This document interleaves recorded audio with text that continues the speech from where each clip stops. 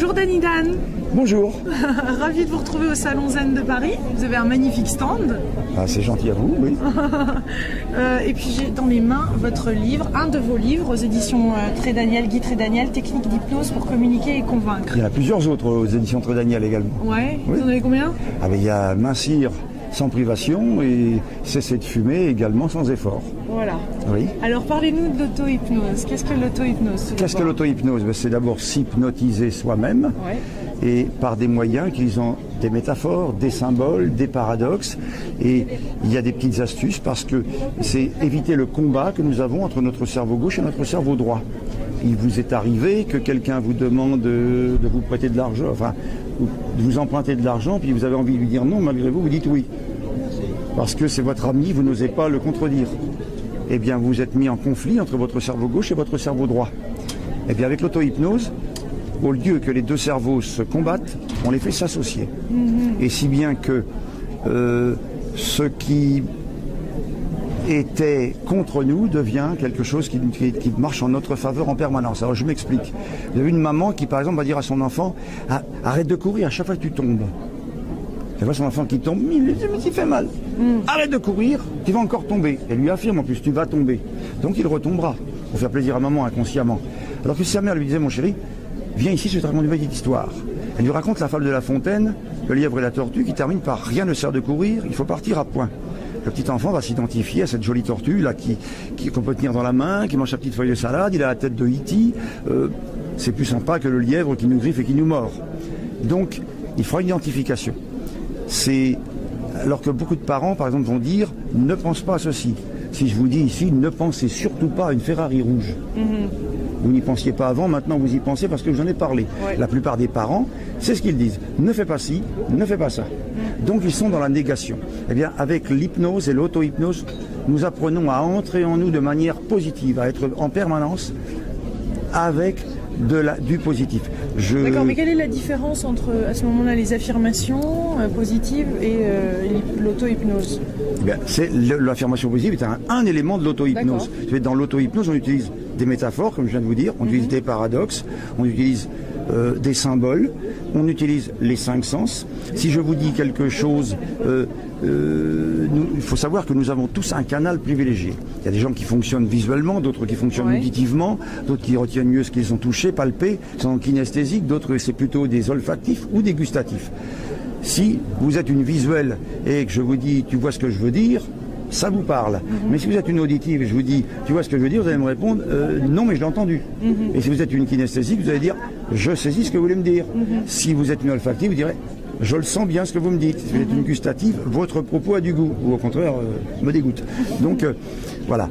Il y a des canaux sensoriels. Eh bien, en auto-hypnose, nous utilisons tous les canaux de manière à nous imprégner par tous les canaux à la fois. Alors que la civilisation, la société... tous les sens, donc. Tous les canaux sensoriels, nos 5 sens, la vue, l'odorat, l'ouïe, le goût et le toucher. Okay. Si je vous envoie une information par un seul canal, ça rentre par une oreille, ça sort par l'autre. Sauf petite chance, si c'est votre canal principal, l'information va séjourner. Pourquoi ça marche mieux quand il y a les 5 qui sont en... Pourquoi? Parce que aujourd'hui, nous avons tous un canal privilégié qui nous représente à peu près à 55%. Un canal secondaire à 55% et les 3 autres canaux qui se partagent les 12% restants. Donc, si nous nous adressons à quelqu'un dans son canal, il capte l'information. Si nous nous adressons à quelqu'un dans un canal qui n'est pas le sien, je vous dis, ça rentre par une oreille, ça sort par l'autre, ça ne lui parle pas. Le visuel, par exemple, voilà les informations qu'il capte, tu vois ce que je veux dire, éclaire-moi la situation, peins-moi un peu le décor, ton exposé manque de clarté, il faudrait faire la lumière dans cette affaire, vous allez me faire de l'ombre dans mon business, elle rit jaune, il voit rouge. Donc le visuel, il met de la couleur, il met de l'ombre, il met de la lumière dans ses propos. Alors que l'auditif, lorsqu'il parle, on ne va pas s'entendre tous les deux. Ou alors on va être en harmonie sur ce sujet. Ça sonne faux ce que vous me dites. Vous allez vous faire sonner les cloches en arrivant à la maison. C'est beaucoup de bruit pour rien. Alors que le kinesthésique, lui, ce sera plutôt des mots de kinesthésique, donc de mouvement et de toucher. Vous saisissez ce que je veux dire. Mais donc la combinaison des 5 ensemble fait que ça s'ancre. Et ça s'ancre exactement. Et vous êtes une édition Trédaniel, pas n'importe laquelle. Qu'est-ce que c'est un best-seller? Un best-seller, c'est d'abord une histoire solide, et ensuite le mélange des 5 sens. Il faut que dans chaque page, il y ait à peu près 30% de visuel, 30% d'auditif, 30% de kinesthésique, 5% d'olfactif et 5% de gustatif. Là, je viens de vous dévoiler un des secrets du best-seller. Et vous pouvez prendre les livres de tous les grands, Da Vinci Code, vous prenez les livres de Paulus Wilzer ou autres, vous prenez tous les bouquins qui ont fait des best-sellers, vous regardez les mots, il y a vraiment un assortiment. Enfin, ces personnes-là, ceux que je connais qui ont fait des best-sellers, ceux que moi je connais ne l'ont pas fait instinctivement. Ils l'ont étudié et en équipe. Intéressant. Et je dis bien en équipe. Donc il y a l'auteur qui a l'histoire et puis après il se fait aider par des gens selon leur canaux pour mettre de la vie dans l'histoire. Et il y a de la vie s'il y a un mélange de canaux sensoriels. D'autre part, un mélange des valeurs. Parce que il y a des gens qui ont des valeurs. Par exemple, dans la communication, puisqu'on enseigne là, c'est de la communication, c'est des techniques d'hypnose pour communiquer et convaincre. Si vous avez quelqu'un qui a comme valeur, mettons un cadre supérieur, honneur, on va dire respect et ponctualité. Et il a un subalterne qui a comme valeur principale respect et liberté. Le cadre supérieur dit s'il vous plaît, monsieur Durand, demain matin, je peux vous voir de 9h à 9h10, il faudrait que je vous voie pour un dossier. Très bien. Et l'autre arrive à 9h07 ou 9h08. Vous avez vu l'heure? ça va pas là. Ouais. Derrière, dans sa pensée, il ne me respecte pas. Je lui dis 9h et il arrive à l'heure de la fin du rendez-vous. Et l'autre, il me casse les pieds pour 5 minutes de décalage, alors que je suis resté 3/4 d'heure de plus hier soir, et puis ça m'est égal s'il veut, je reste 1 heure de plus ce soir. Parce que lui, c'est sa valeur liberté. Donc, il ne me respecte pas, parce qu'ils ont tous les deux la même valeur respect. Sauf que, ils ont peut-être une valeur en commun, mais la valeur secondaire est différente. Donc, il y a un dilemme entre les deux. Parce que le patron, lui, peut-être qu'il a un rendez-vous avec lui à 9h, mais il a un autre rendez-vous à 9h10, et un autre rendez-vous à 9h20. Et celui-ci lui décale tous ses rendez-vous de toute la journée. Vous voyez? Donc, dans la manière de communiquer, on doit tenir compte des valeurs de l'autre, mais on doit tenir compte de ses symboles. Alors, il y a des symboles religieux, des symboles politiques, des symboles culturels, il y a toutes sortes de symboles, n'est-ce pas? Il y a aussi les canaux sensoriels. Si vous parlez à quelqu'un, comme je vous disais, qui est visuel et vous lui parlez en auditif et en kinesthésique, eh bien, vous faites un entretien de 20 minutes, il est là en train de regarder sa montre en se demandant quand est-ce que ça va finir, parce que de toute façon, vous ne l'intéressez pas. Alors, lorsque nous parlons à un public, et là on apprend le contact individuel, et interpersonnel et le contact en public. Lorsque vous parlez à un public, vous devez parler sur tous les canaux sensoriels. Tous les canaux. Votre conférence doit être, votre cours, votre entretien doit être sur tous les canaux sensoriels à la fois, et dans le respect de toutes les valeurs qui existent, en évitant de montrer les vôtres. Parce qu'autrement, si vous... Ça fait beaucoup de boulot, tout ça. Parce Non, ça s'apprend. C'est très facile. C'est très facile. C'est d'une facilité. Non, parce que déjà qu'on est en train de régler nos propres problèmes, si en plus de ça, il faut décrypter les autres qu'on a en face pour savoir s'ils sont sensoriels, auditifs. C'est très facile. Ah bon? Pour savoir. En quelques secondes. Mais en quelques secondes. Parce que quelqu'un, et j'explique comment, dans ce livre, par exemple, quelqu'un qui est visuel, quand vous lui posez une question, où étiez-vous hier? Il va avoir ses yeux qui vont regarder en haut à gauche. Pour réfléchir où il était hier visuellement. Par contre, s'il réfléchit à quelque chose, un auditif, où étiez-vous hier? Ses yeux vont aller au milieu à gauche. Parce qu'il va penser auditivement, avec qui j'ai parlé, qu'est-ce qu'on s'est dit, etc. Alors, par contre, pour préparer sa réponse, le visuel va aller en haut à droite, avant de vous répondre, alors que l'auditif, pour préparer sa réponse, va aller au milieu à droite, dans sa réflexion. Le kinesthésique, ce sera en bas à droite. Alors l'olfactif et le gustatif, on les repère par d'autres sens.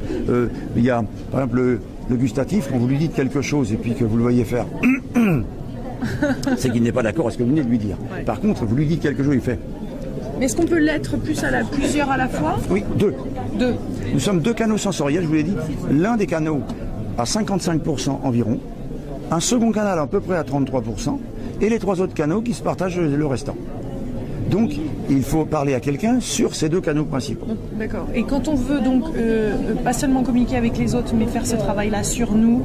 Sur soi, eh bien, c'est prendre conscience au départ quel est notre canal principal, quel est notre canal secondaire, pour comprendre que si quelqu'un nous parle dans un autre canal, il aura donc d'autres mots. Donc nous devons les accepter et les transformer dans notre canal à nous. Et dans ce cas-là, nous allons enregistrer ce qui est dit.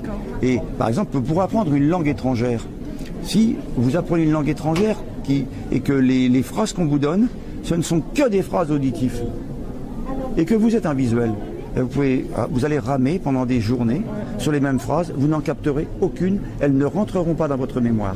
Il faut commencer par des canaux qui sont les vôtres. D'accord, mais est-ce qu'on peut commencer à faire ce travail juste soi-même, pour soi-même, avant même de commencer à... Il est indispensable de commencer sur soi. Pourquoi? Est-ce que vous croyez qu'on peut enseigner le violon à quelqu'un si on ne sait pas en jouer soi-même? Exactement. Voilà.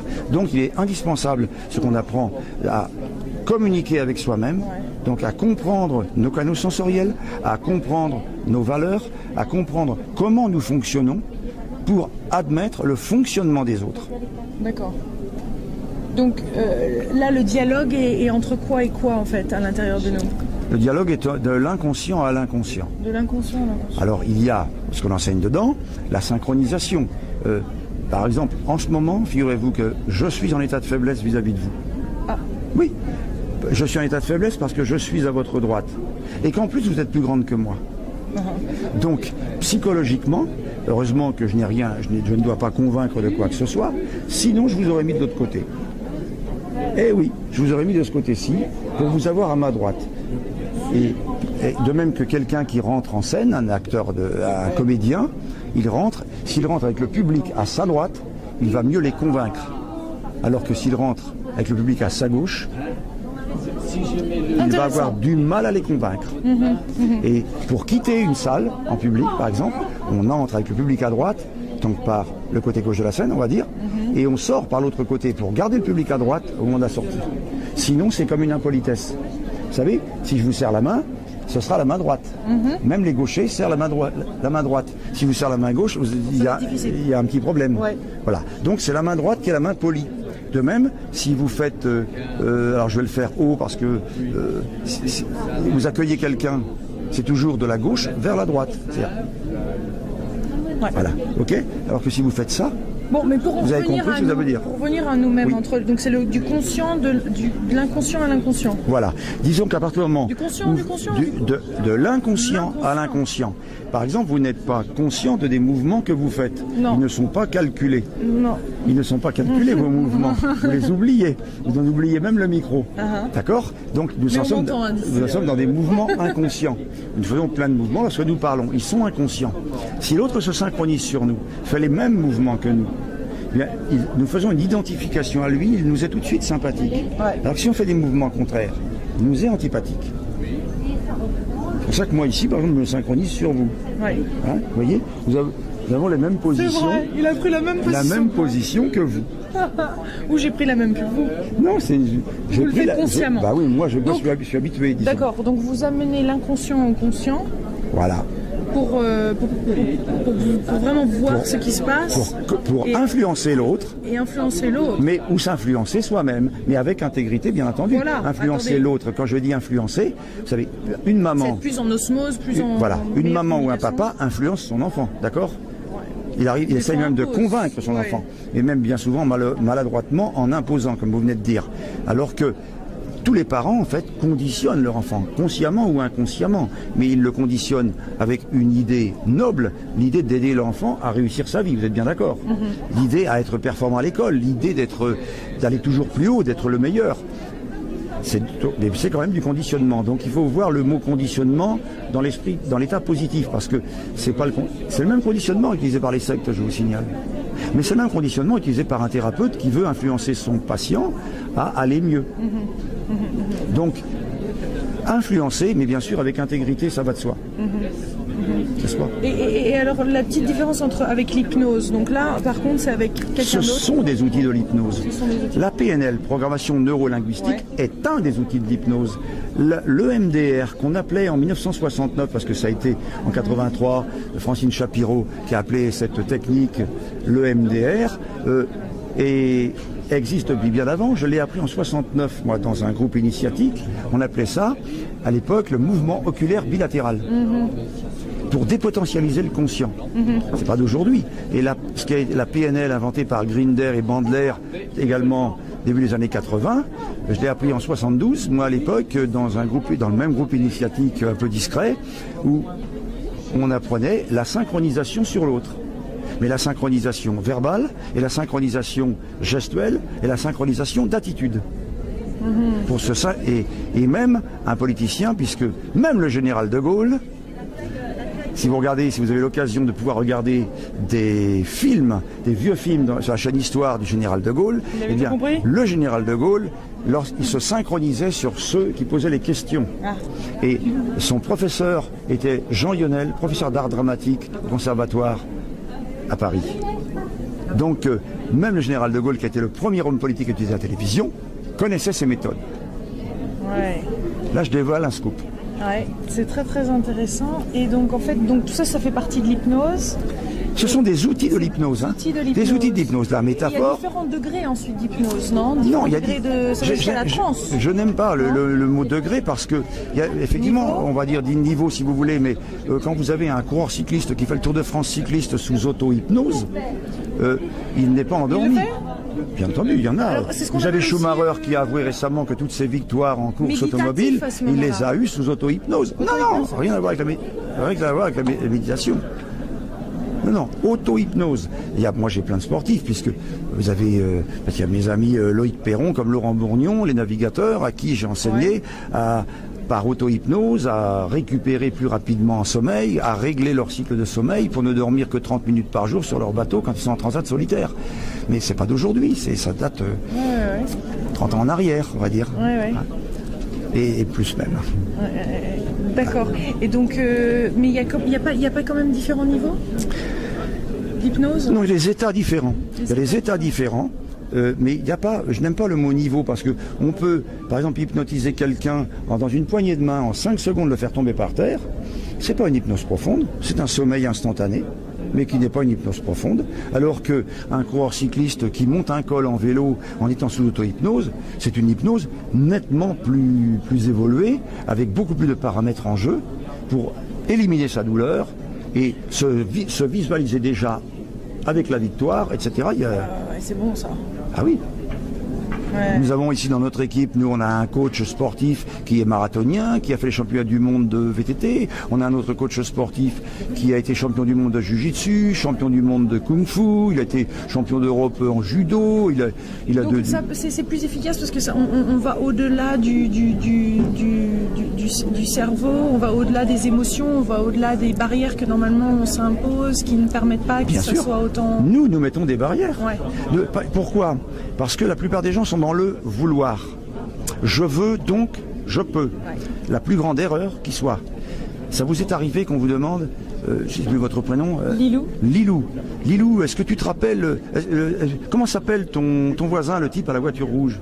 Ah oui, monsieur, je l'ai sur le bout de la langue, je vais vous le dire. Et plus vous voulez trouver le nom, moins vous pouvez. Donc vous dites, on va parler d'autre chose. Et 2 minutes plus tard, tac, le nom vous revient instantanément. Pourquoi? Parce que vous avez lâché prise. Donc, la réussite est à base de lâcher prise. En ballon, pour s'élever, il faut lâcher du lest. Dans la vie, pour s'élever, il faut lâcher prise. Pour s'élever financièrement, pour s'élever politiquement, pour s'élever socialement, pour s'élever financièrement, pour s'élever professionnellement, pour s'élever affectivement, il faut lâcher prise. Et c'est donc à l'opposé du vouloir. Donc ça, c'est une des principales barrières dans le lâcher prise de l'hypnose ou de l'auto-hypnose. Voilà. Une barrière, c'est le vouloir. Et l'auto-hypnose, comme l'hypnose, commence par le lâcher prise. Quand vous lâchez prise, vous ouvrez. Oui, mais plein de gens ne savent pas lâcher prise. Plein de gens ne savent pas. Donnez-moi votre bras. Moi, je suis incapable de faire Donnez-moi votre bras. Imaginez que ce bras n'est plus à vous.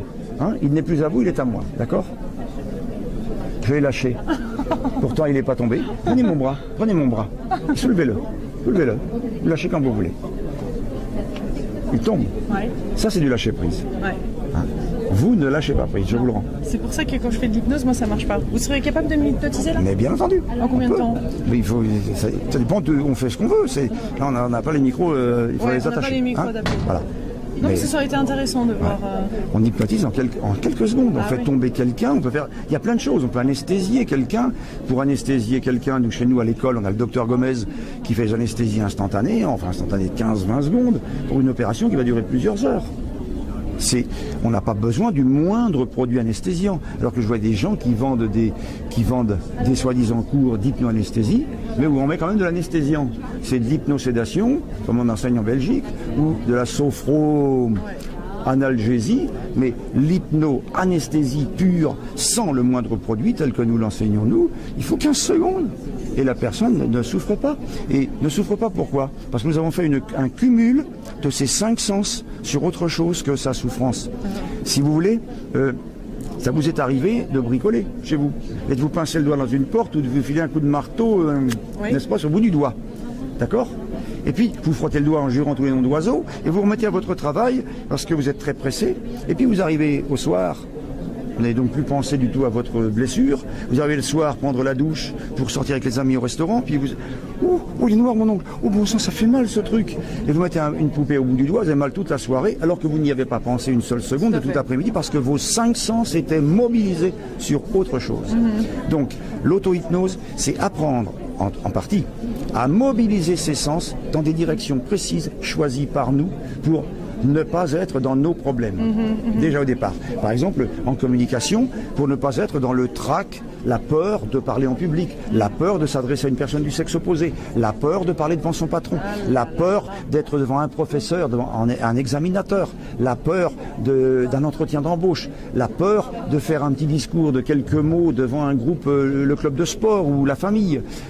Plein de gens sont bloqués par la peur. Moi, je vois beaucoup de gens qui viennent, même des cadres, dont la carrière a été bloquée pendant des années parce qu'ils ne montaient pas en grade, parce qu'ils se sentaient incapables de parler en public, et il fallait dans leur nouvel emploi qu'ils s'adressent tous les lundis matins à un groupe de 20 ou 25 personnes. Donc, ça arrive à beaucoup d'entre nous. Eh bien, là on apprend à vaincre tous ces blocages, à éliminer les blocages, à éliminer ses peurs, à vaincre le trac, à être capable de parler en toutes circonstances, avec n'importe qui, à l'aise, n'importe où. Donc c'est applicable pour plein de choses, il n'y a vraiment rien... Moi, vous avez trouvé quelque chose auquel l'hypnose n'a pas marché? Vous savez, moi je suis un ancien paralysé, et j'ai été guéri de ma paralysie par l'hypnose. Donc l'objectif de ma vie, c'est faire connaître l'hypnose par tous les moyens possibles et imaginables, par la presse, par la télé, par la radio, par les journaux, par les cours, par les conférences, par faire connaître l'hypnose. Alors c'est pour ça que quelquefois on me dit, mais t'as quel âge? 63 ans. Ah bon, mais... Ah oui, je prendrai ma retraite si je la prends à 83 ans, pas avant. Parce que je ne pense pas que j'aurais réussi à faire connaître l'hypnose dans le monde entier avant cet âge-là. Vous faites des conférences aussi aux États-Unis? Dans le monde entier, Japon, Chine, Liban, Syrie, Jordanie, Maroc, Tunisie, Espagne, Italie. Les plus ouverts? Tous les pays asiatiques sont les plus ouverts. Après, en Europe, c'est la Suisse, c'est l'Angleterre. Autrement, les États-Unis, alors là, ouverts. Mais malheureusement, par exemple, aux États-Unis, les gens sont ouverts à l'hypnose dite ericksonienne. J'ai bien fait de dire dite ericksonienne. Parce que je ne connais qu'un seul personnage qui a fait de l'hypnose ericksonienne, il s'appelait Milton Erickson. Et autrement, ce sont des copies, et bien souvent avec des déviances. Voilà. Et en plus, l'hypnose dite ericksonienne est un des éléments de l'hypnose. Hypnose métaphorique, hypnose conversationnelle, mais il y a plein d'autres éléments dans l'hypnose. Pourquoi se limiter? C'est comme si on disait la musique mozartienne. Mozart était un très grand compositeur, un très grand musicien, mais Mozart n'est pas la musique. Il y en a d'autres qui vont préférer Jimi Hendrix ou les Beatles ou Michael Jackson. Voilà. Moi j'adore le jazz, j'aime bien Mozart aussi. Donc en hypnose, j'aime bien toutes les méthodes d'hypnose parce que c'est au thérapeute, par exemple, de s'adapter à son patient. C'est au cadre d'entreprise de convaincre son auditoire. C'est à l'orateur de convaincre ses auditeurs. C'est à l'animateur de télé, à l'animateur de radio de convaincre ses auditeurs, ses téléspectateurs. C'est ce que nous enseignons là-dedans. Et vous aviez commencé à enseigner dans les boîtes de nuit? J'ai fait tout, je suis passé partout. Les maisons de la culture, les discothèques, les casinos, les théâtres. Rien ne vous arrête. Rien, pourquoi? Je vais le dire ici, c'est même la première fois que je le dis devant un média. À l'époque de ma paralysie, j'ai tenté plusieurs fois de me suicider. Mais j'étais sous surveillance 24 heures sur 24, je souffrais tellement que j'avais envie de mourir, c'est tout. Et quand j'ai connu l'hypnose, et je me suis lancé à fond dans l'hypnose, j'ai fait un vœu. Bon, pas un vœu à une entité extérieure à moi, pas du tout. Dieu, c'est moi. C'est chacun d'entre nous.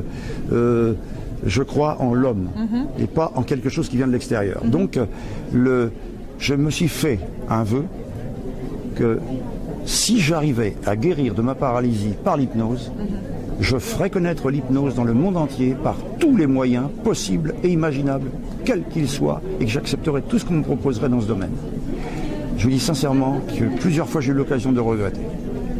Mais je suis content quand même de l'avoir fait. Ouais, c'est bien. C'est avec beaucoup d'intégrité là. Voilà. Ouais. Ben, merci beaucoup d'avoir passé C'est moi qui vous remercie. Avec nous. Merci. Mais j'espère que vous le lirez. Hein. Puis, oui, j'espère que vous le lirez. Et aussi, vous en avez un autre pour maigrir et pour arrêter de fumer. Exactement, mincir sans privation et cesser de fumer sans effort. Voilà. Il suffit d'écouter des CD, de lire ce qui est écrit, on arrête de fumer, puisque le tabac n'est pas un besoin, c'est une envie. Uriner est un besoin, fumer est une envie. Et beaucoup de gens l'ont transformé en soi-disant besoin. C'est comme manger est un besoin, manger à sa faim, mais manger en excès est une envie. C'est pareil. C'est donc à peu près le même procédé. C'est d'une banalité, d'une simplicité. Dans la cigarette, vous savez, le résultat est de 95%, et dans les problèmes de poids, plus de 90% aussi. Hein. Mais quand on arrête l'auto-hypnose, après, ça se... Mais ça devient un automatisme. L'auto-hypnose, c'est comme la bicyclette. Vous avez appris à tenir sur un vélo. Ouais. Mais même si vous êtes 2 ans ou 10 ans sans monter sur un vélo, vous savez tenir sur un vélo. Ouais. Et bien l'auto-hypnose, c'est pareil. Vous apprenez l'auto-hypnose, c'est ad vitam aeternam pour le restant de vos jours. Je ne marche d'ailleurs que par auto-hypnose, puisque je suis condamné à vie au fauteuil roulant, comme mon état ne le montre pas. Ouais, merci beaucoup, Daniel. C'est moi qui vous remercie. Et pour un petit peu plus d'informations, vous pouvez lire Technique d'hypnose, et vous avez aussi une école, un site. Eh oui, l'école centrale d'hypnose, où on peut prendre plein de renseignements, aussi bien sur les livres que sur les formations à l'école, les formations à l'auto-hypnose, les formations à l'hypno-coaching, les formations à l'hypnose thérapeutique. Eh oui, toutes les formes d'hypnose. Merci. Merci beaucoup.